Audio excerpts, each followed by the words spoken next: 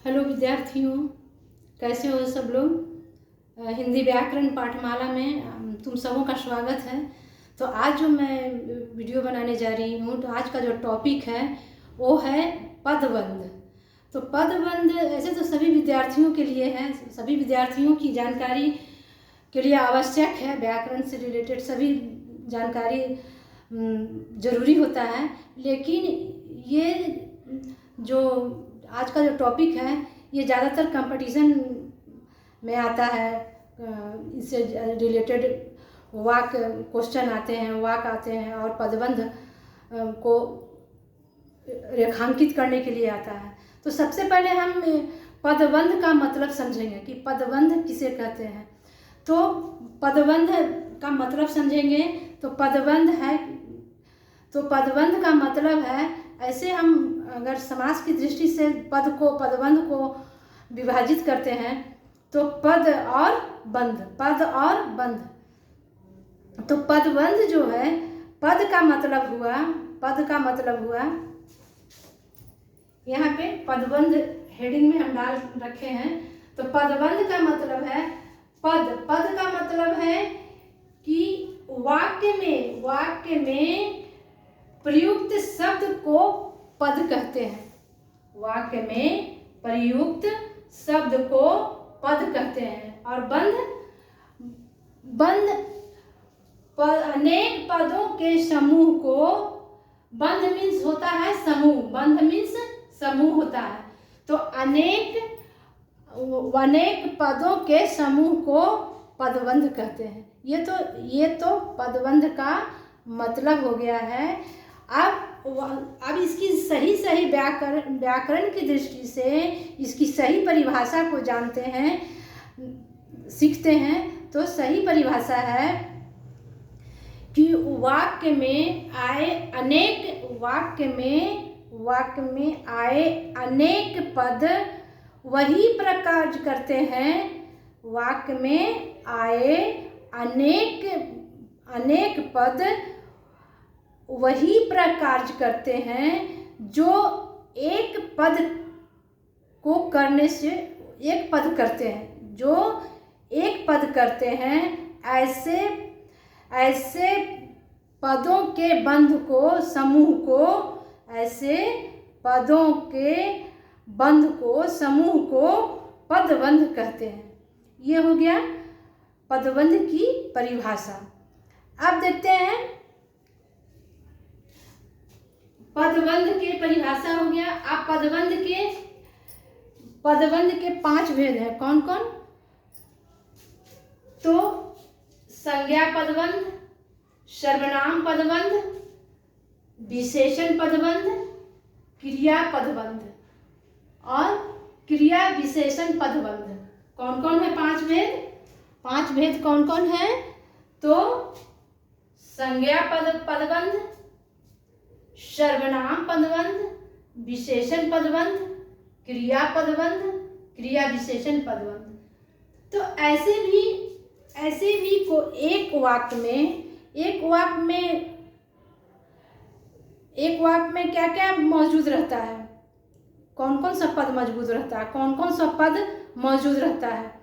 तो एक अगर वाक्य हम बनाते हैं तो वाक्य में क्या क्या जरूरी रहता है? तो संज्ञा या सर्वनाम रहता है, उसके बाद में कर्म रहता है, उसके बाद विशेषण रहता है। विशेषण से अगर वाक्य हम बनाएंगे तो विशेषण से संबंधित वाक्य। उसके बाद में क्रिया रहता है। लास्ट में अगर सिंपल वाक्य रहता है तो क्रिया रहता है। और अगर संयुक्त वाक्य रहता है तो संयुक्त वाक्य रहता है, या मिश्रित वाक्य रहता है तो इसमें संज्ञा या सर्वनाम, कर्म, विशेषण, क्रिया विशेषण, क्रिया विशेषण, इतना पद मौजूद रहता है वाक्य में। तो इसको याद करने में ज़्यादा दिक्कत नहीं होना चाहिए। खाली ये दिमाग में बैठा के रखेंगे, ये ध्यान रखेंगे कि एक वाक्य में जो जो पद मौजूद रहता है, संज्ञा, सर्वनाम, क्रिया विशेषण और कर्म, बस वही इसका भेद है। इसका मतलब पदबंध का भेद है। तो ज़्यादा याद करने में दिक्कत नहीं होगा। तो ये है संज्ञा पदबंध, सर्वनाम पदबंध, विशेषण पदबंध, क्रिया पदबंध, क्रिया विशेषण पदबंध। अब इसकी सबसे अब 2 एग्जाम्पल देख लेते हैं पदबंध का। 2 एग्जाम्पल को से समझते हैं। तो इसमें फर्स्ट जो है एग्जाम्पल, मेरे कानपुर वाले मित्र ने मुझे एक घड़ी दी। मेरे कानपुर वाले मित्र ने मुझे एक घड़ी दी। अब हम ये देखते हैं कि इसमें कितने पद हैं। ये देखिए, मेरे ये तो सर्वनाम हो गया, मेरे सर्वनाम हो गया। कानपुर वाले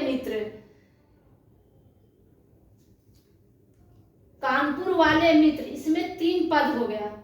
कानपुर वाले मित्र, इतना ही में 3 पद हो गया, यानी 2 या 2 से अधिक पद हो गया।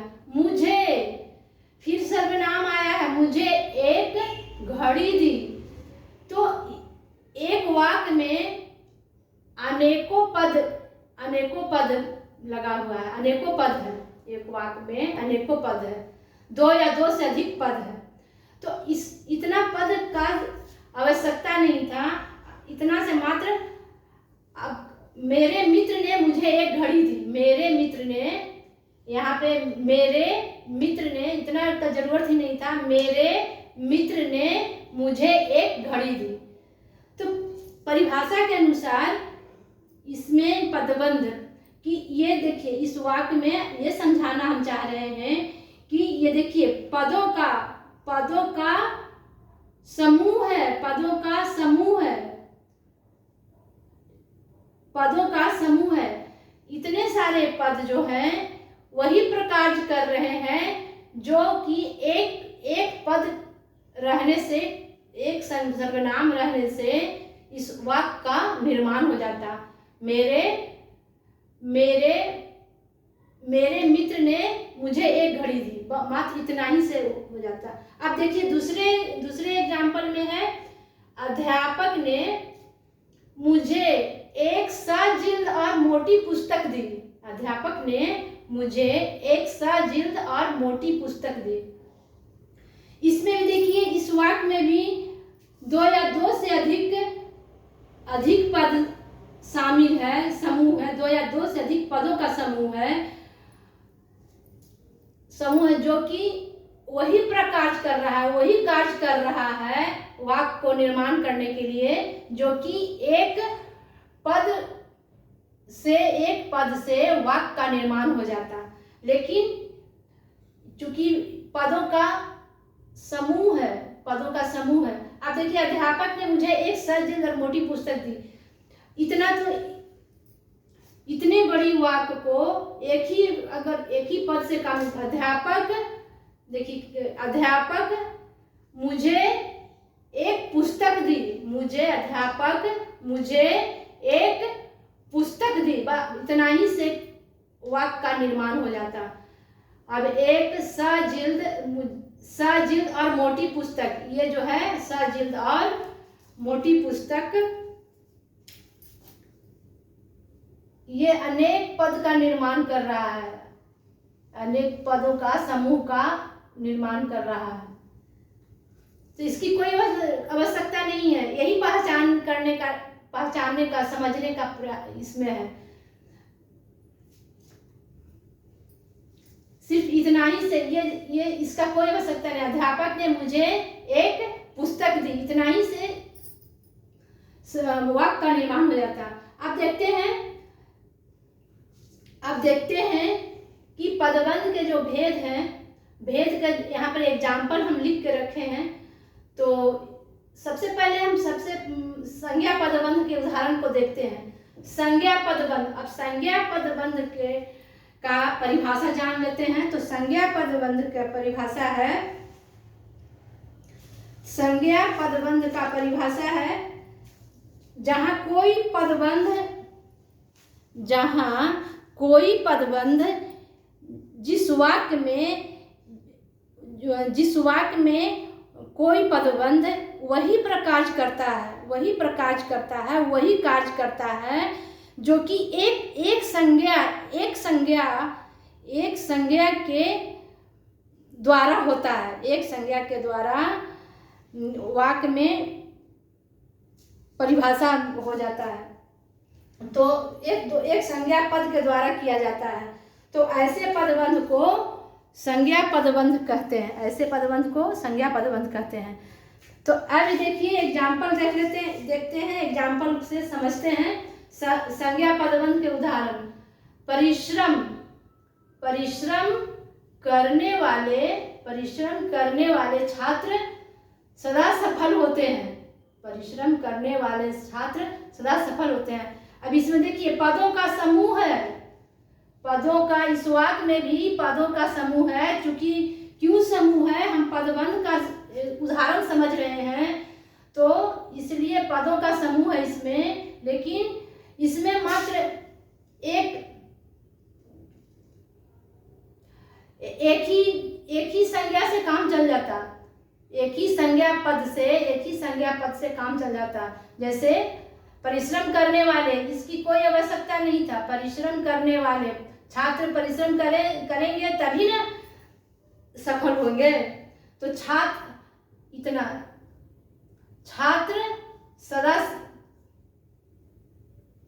सदा सफल होते हैं, इसकी कोई आवश्यकता नहीं था। परिश्रम करने वाले छात्र सदा सफल होते हैं। अब देखिए दूसरा एग्जाम्पल है मेरा विद्यालय नगर का सर्वश्रेष्ठ विद्यालय है। मेरा विद्यालय नगर का सर्वश्रेष्ठ विद्यालय है। तो इसमें भी पदों का समूह है। अब सिर्फ इतना ही, मेरा विद्यालय सर्वश्रेष्ठ विद्यालय है, मेरा विद्यालय, इतना ही से काम चल जाता वाक्य में। एक ही मेरा विद्यालय सर्वश्रेष्ठ विद्यालय है, मेरा विद्यालय सर्वश्रेष्ठ विद्यालय है। नगर का कोई आवश्यकता नहीं था, नगर का इसका कोई आवश्यकता नहीं था। लेकिन पदों का समूह है जो कि एक दूसरे से वास्तव में जुड़ा हुआ है। वास्तव में इस वाक्य से संबंध है। सर्वश्रेष्ठ लिखा हुआ है, इसमें सर्वश्रेष्ठ लिखा हुआ है, इस वाक्य में सर्वश्रेष्ठ। तो मेरा विद्यालय नगर का वास्तव में संबंध है, वाक्य से पदों का संबंध है। लेकिन उसको व्यक्त न कर करके, लिख न कर करके जब हम साधारण वाक्य बनाते हैं तो सिर्फ लिखते हैं मेरा विद्यालय सर्वश्रेष्ठ विद्यालय है, लेकिन वास्तव में जुड़ा हुआ है सर्वश्रेष्ठ। कितने में सर्वश्रेष्ठ, कितना में सर्वश्रेष्ठ? दो चार की गांव में सर्वश्रेष्ठ, या पूरा डिस्ट्रिक्ट में सर्वश्रेष्ठ? तो डिस्ट्रिक्ट में सर्वश्रेष्ठ है। सर्वश्रेष्ठ यहाँ पर जो है सर्वश्रेष्ठ पद जो है, इसको ये इंगित करता है, ये चिन्हित करता है कि ये सर्वश्रेष्ठ है। तो कितने में सर्वश्रेष्ठ है? नगर में सर्वश्रेष्ठ है कि गांव में सर्वश्रेष्ठ है कि निश्चित संख्या 10-5 विद्यालयों में सर्वश्रेष्ठ है? संबंध है, एक दूसरे से संबंध है पदों से। लेकिन हम साधारण वाक्य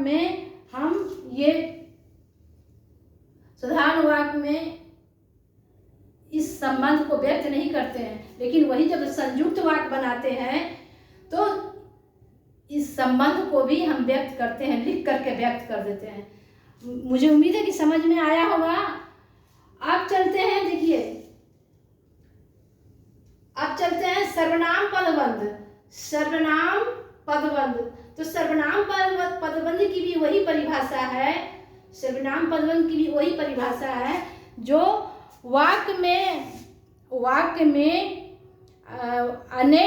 अनेक पदों का, वाक्य में अनेक पद पद समूह, अनेक पद समूह, अनेक सर्वनाम पद समूह वही कार्य करते हैं, वही कार्य करते हैं जो कि एक संज्ञा या सर्वनाम पद का कार्य रहता है, वाक्य में कार्य रहता है, एक का कार्य रहता है। लेकिन यहाँ जब पदबंध का बात आता है, परिभाषा का बात आता है, तो अनेक पद बन जाते हैं। अनेक, चाहे संज्ञा पदबंध हो, चाहे सर्वनाम पदबंध हो, या क्रिया विशेषण पदबंध हो, या विशेषण पदबंध हो, या क्रिया विशेषण पदबंध हो, तो सिर्फ एक वाक्य में एक पद का कार्य रहता है। लेकिन जब पदबंध का आता है, विचार आता है, तो अनेकों पद वही पर कार्य करता है जो कि एक दूसरे से वाक्य में संबंध रहता है, एक दूसरे से जुड़े रहते हैं। तो यहाँ पर भी वही है परिभाषा सर्वनाम पदबंध का कि किसी एक, अब एग्जाम्पल देख लेते हैं। सर्वनाम पद, सच बोलने वाला मैं किसी से नहीं डरता। सच बोलने वाला मैं किसी से नहीं डरता। तो देखिए, मैं किसी से नहीं डरता, जो इस वाक्य में भी अनेकों पद का समूह है। इस वाक्य में भी पदों का समूह है, पदों का सच बोलने वाला, इसकी कोई आवश्यकता नहीं है। सिर्फ एक सर्वनाम पद से काम चल जाता है। मैं किसी से नहीं, एक सर्वनाम का कार्य है वाक्य में, एक सर्वनाम का, मैं किसी से नहीं डरता। लेकिन क्यों नहीं डरता? वास्तव में संबंध है इस वाक्य में। क्यों नहीं डरता? क्योंकि मैं सच बोलता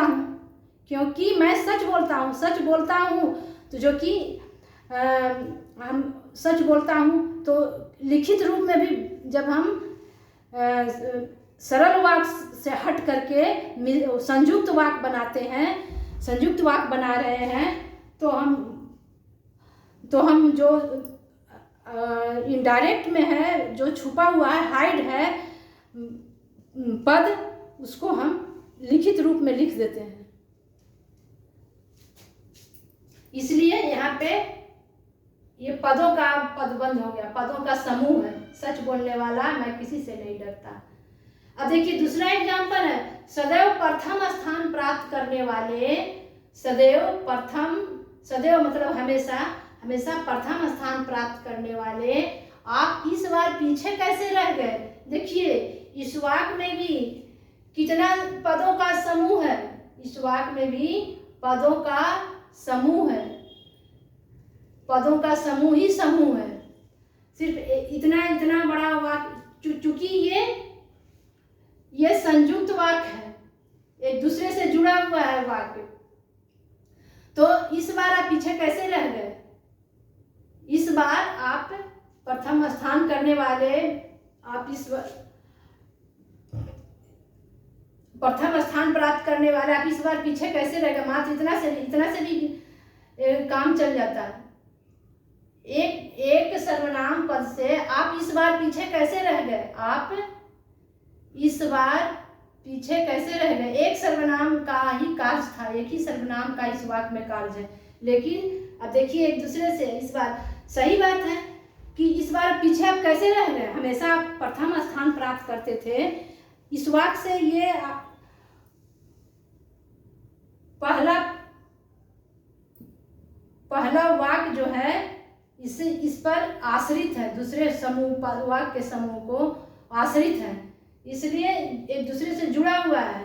लेकिन हम सरल वाक्य में हम इसको नहीं लिखेंगे, लेकिन संयुक्त वाक्य बना रहे हैं, पदों का पदबंध बना रहे हैं, तो दोनों को लिखना जरूरी है। अब देखिए विशेषण पदबंध। विशेषण पदबंध की परिभाषा भी वही है कि एक विशेषण पदबंध का भी वही परिभाषा है कि वाक्यों में अनेक विशेषण पद वही प्रकार करते हैं जो कि एक विशेषण पद का कार्य रहता है, जो कि एक विशेषण पद का कार्य रहता है। तो ऐसे विशेषण ऐसे विशेषण पद को समूह पदबंध समूह कहते हैं। तो एग्जाम्पल देख लेते हैं। मधुर वचन बोलने वाले बच्चे सभी को अच्छे लगते हैं। इस वाक्य में भी, इस उदाहरण में भी पदों का समूह है। मधुर वचन बोलने वाले, देखिए विशेषण पदबंध कौन कौन है इसमें, तो मधुर वचन। विशेषण पदबंध कौन है, तो मधुर वचन विशेषण पदबंध है, मधुर वचन। अब बोलने वाले, मधुर वचन विशेषण पदबंध है, बोलने वाले बच्चे सभी को अच्छे लगते हैं। मधुर वचन बच्चे सभी को अच्छे लगते हैं। इस वाक्य में भी दोनों एक दूसरे से जुड़े हुए हैं। अब देखिए, आप तो बहुत अधिक धार्मिक व्यक्ति हैं। आप तो बहुत अधिक धार्मिक व्यक्ति हैं। अब देखिए इस वाक्य में देखिए, आप विशेषण पदबंध, दो विशेषण पदबंध है, बहुत और अधिक। तो इसमें एक ही बहुत और अधिक, आप तो बहुत अधिक धार्मिक व्यक्ति हैं, तो हम एक विशेषण पदबंध की आवश्यकता है। जैसे आप बहुत धार्मिक व्यक्ति हैं या तो आप अधिक धार्मिक व्यक्ति हैं। आप तो बहुत धार्मिक व्यक्ति हैं, यहाँ पे अधिक नहीं चलेगा, यहाँ पे बहुत धार्मिक व्यक्ति हैं, अधिक जो है। अब देखिए क्रियापदबंध की भी वही परिभाषा है कि वाक्य में अनेक पदों का समूह वही प्रकाश करता है, अनेक क्रियापदों का समूह वही प्रकाश करता है जो कि एक क्रियापद का कार्य रहता है, एक क्रियापद का कार्य रहता है। ऐसे बंध को, ऐसे समूह को, क्रिया के ऐसे समूह को क्रियापदबंध समूह कहते हैं। अब एग्जाम्पल देख लेते हैं। बालक मैदान में क्रिकेट खेल रहा है। अब देखिए, इस वाक्य में भी सिर्फ इतना ही रहता है। सरल वाक्य में बालक क्रिकेट खेल रहा है, साधारण वाक्य यही है कि बालक क्रिकेट खेल रहा है। लेकिन ये तो सच है ना कि बालक क्रिकेट तो मैदान में ही ना खेल रहा होगा।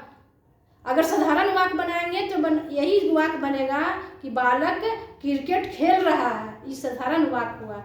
लेकिन पदों का समूह है जो कि सरल वाक्य में, साधारण वाक्य में हाइड कर देते हैं। जैसे जुड़ा हुआ रहता है वाक्य में। अब बालक क्रिकेट खेल रहा है तो मैदान में ही ना खेलेगा, कि आकाश में तो नहीं खेलेगा, पानी में तो नहीं खेलेगा, नहीं ना खेलेगा, पानी में आकाश में तो नहीं खेलेगा, मैदान में ही खेलेगा। लेकिन वही जब हम सरल वाक्य से संयुक्त वाक्य बनाएंगे, पदों का समूह, तो उसमें अनेक पद जुड़ जाते हैं। अनेक पदों का समूह बन जाता है संयुक्त वाक्य में। तो अनेक संयुक्त वाक्य में जब हम बनाएंगे सरल वाक्य से, तो जो हाइड रहता है, छिपा हुआ रहता है संबंध, जो वाक्य का एक दूसरे से जो छिपा हुआ संबंध रहता है, वो इसमें लिखित रूप में वाक्य में लिखा जाता है। समझ में आ रहा होगा। उसी तरह हम अब देखिए दूसरा एग्जाम्पल है। पानी लगातार बह रहा है। लेकिन हम सिंपल वाक्य बनाएंगे, साधारण वाक्य बनाएंगे, तो इतना लिखेंगे, पानी बह रहा है।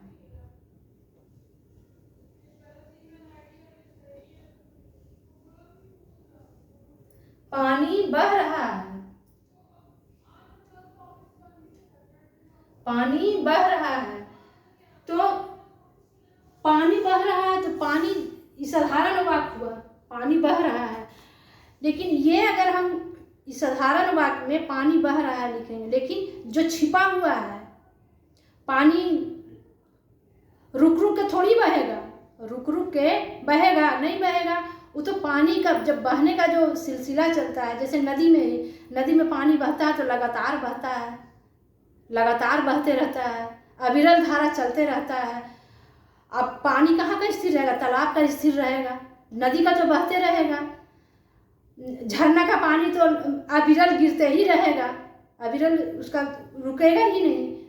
तो जो अविरल जो पद है, शब्द पद है, वो सरल वाक्य में छिप जाता है, छिपा हुआ रहता है, उसको लिखित रूप में नहीं लिखते हैं। लेकिन संयुक्त वाक्य में जब हम बनाएंगे सरल वाक्य से संयुक्त वाक्य में, कि जो छिपा हुआ पद रहता है वो लिखित रूप में लिखा जाता है। इसलिए लगातार पानी लगातार बह रहा है, लगातार जो छिपा हुआ पद है ये संयुक्त वाक्य में लिख दिए। अब उसी तरह देखिए क्रिया विशेषण पदबंध, 5th नंबर हो गया क्रिया विशेषण पदबंध। उसने सुबह से शाम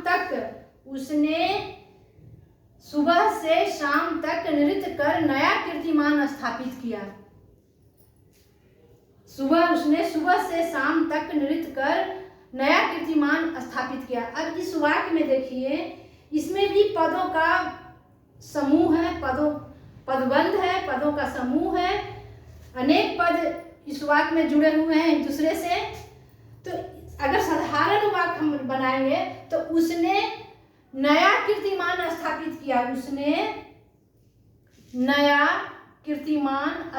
किया, इतना ही बनेगा। उसने नया कीर्तिमान स्थापित किया। तो नया कीर्तिमान स्थापित कैसे किया? जो कि नृत्य जो कर रहा है, डांसर जो है, जो नृत्यांगना जो है, वो कैसे कीर्तिमान स्थापित किया? उसको 1 घंटा में तो नहीं ना किया होगा, 1 घंटा डांस करने में, नृत्य करने में। वो तो यहाँ पे जो छिपा हुआ है, तो हम जब सरल वाक्य से संयुक्त वाक्य बनाएंगे पदों, तो अनेक पद इसमें शामिल हो जाएंगे वाक्य में। तो इसमें देखिए जो छुपा हुआ था वो है सुबह से शाम तक नृत्य कर, ये है पदों का पदबंध। सुबह से शाम तक नृत्य कर नया कीर्तिमान स्थापित किया। अब इसमें दूसरा एग्जाम्पल है क्रिया विशेषण पदबंध। अब देखिए इसमें है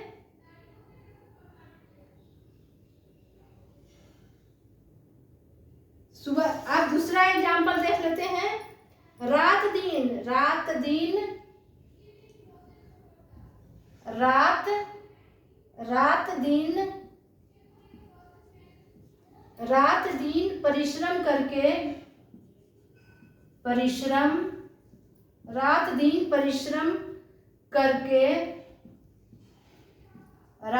परिश्रम करके उसने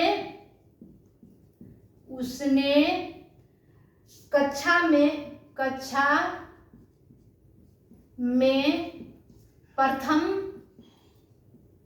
प्रथम स्थान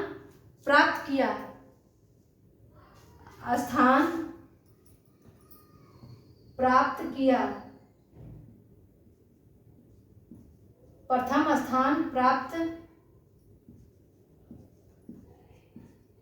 प्रथम स्थान प्राप्त किया। अब देखिए साधारण वाक्य अगर हम लिखेंगे तो उसने कक्षा में प्रथम स्थान प्राप्त किया। अब उसने कक्षा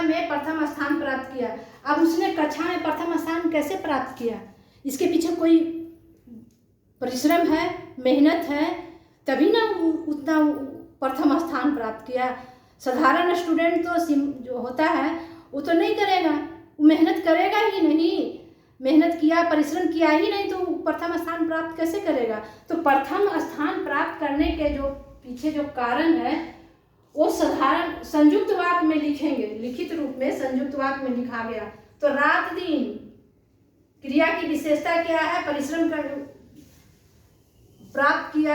क्रिया की विशेषता क्या है? तो रात दिन परिश्रम किया, रात दिन परिश्रम करके उसने कक्षा में प्रथम स्थान प्राप्त किया है।